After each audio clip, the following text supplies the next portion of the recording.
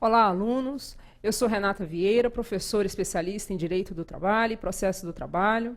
Nós vamos falar hoje a respeito do direito material, direito do trabalho. Vamos iniciar com fontes e princípios e mais para frente falaremos de outras matérias referentes a esse direito. Hoje a gente inicia falando de fonte. Quando a gente fala de fonte, a gente fala da origem do direito do trabalho, como que ele iniciou. E essas fontes, elas são divididas entre fontes materiais e fontes formais. Bota para mim, por favor.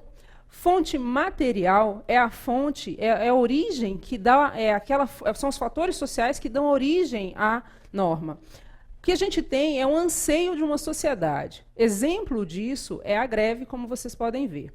A greve, ela acontece e determina sobre um pleito e a respeito daquilo gerará uma norma para as partes envolvidas com relação à greve. Nós temos também a divisão em fonte formal. Nesse caso, nós já temos a exteriorização das normas elaboradas, ou seja, eu já tenho algo que vale para aquelas partes envolvidas. E ela, dessa forma, vai ser dividida em duas outras fontes que a gente diz. A gente tem a fonte autônoma, então fonte formal autônoma, e nós temos a fonte formal heterônoma. Quando eu falo de fonte formal autônoma, eu falo daquela fonte que é criada e editada pelas partes interessadas. No caso, empregado e empregador, sindicato patronal e sindicato obreiro, e assim vai. É um acordo de vontades que será exteriorizado. Já quando eu tenho fonte heterônoma, eu tenho a possibilidade de que o Estado intervém nessa relação.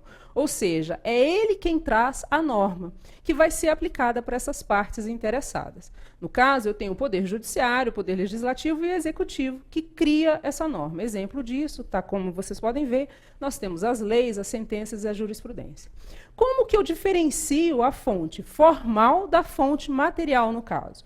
Quando a gente tem fonte heterônoma, no caso, formal e material, não, perdão, fonte heterônoma, eu tenho fonte heterônoma.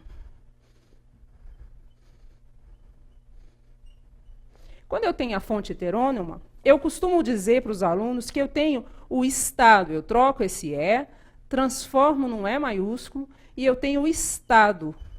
Ou seja, é imposta pelo Estado. Já quando eu tenho a fonte autônoma, que é um acordo de vontades, como nós vimos, eu tenho a fonte, o A de acordo. De acordo de vontades. Assim, a gente consegue diferenciar sempre uma fonte da outra. A fonte heterônoma da fonte autônoma, tá certo? E lembrar sempre, quando eu tiver uma convenção coletiva de trabalho, quando eu tiver um acordo coletivo de trabalho, quando eu tiver um contrato de trabalho, isso é uma fonte autônoma, porque não foi imposta pelo Estado de forma alguma.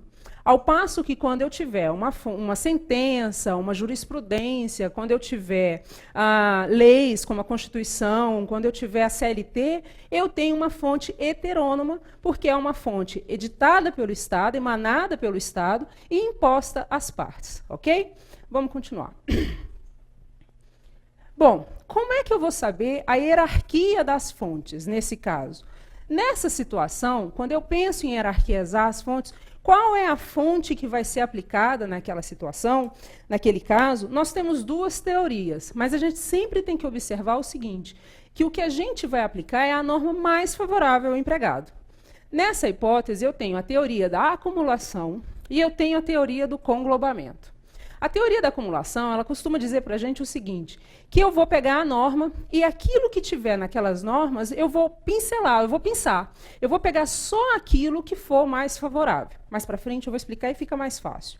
Já a teoria do conglobamento, eu tenho a seguinte situação. Eu analiso a norma como um todo, ou seja, eu tenho 2, 3, 4 normas, eu analiso essas normas como um todo, e na medida que eu verificar que uma delas, como um todo, é mais favorável ao empregado, eu irei aplicar essa norma. O TST, inclusive, já avisa para a gente que o que a gente utiliza é a teoria do conglobamento. Se a gente observar a súmula que está no quadro, a súmula 51, nós vamos ver o seguinte, que lá ele diz o seguinte, ó, norma regulamentar, vantagens e opção pelo novo regulamento. Ou seja, eu tenho uma norma que está sendo aplicada ao caso e eu vou verificar se eu posso utilizar uma norma diferenciada. E aí ele fala, havendo a coexistência de 2 regulamentos da empresa, a opção do empregado por um deles tem efeito jurídico de renúncia às regras do sistema do outro. Ou seja, eu não posso pegar a regra anterior e utilizar também para mim ou um detalhe ou outro. Tá ok?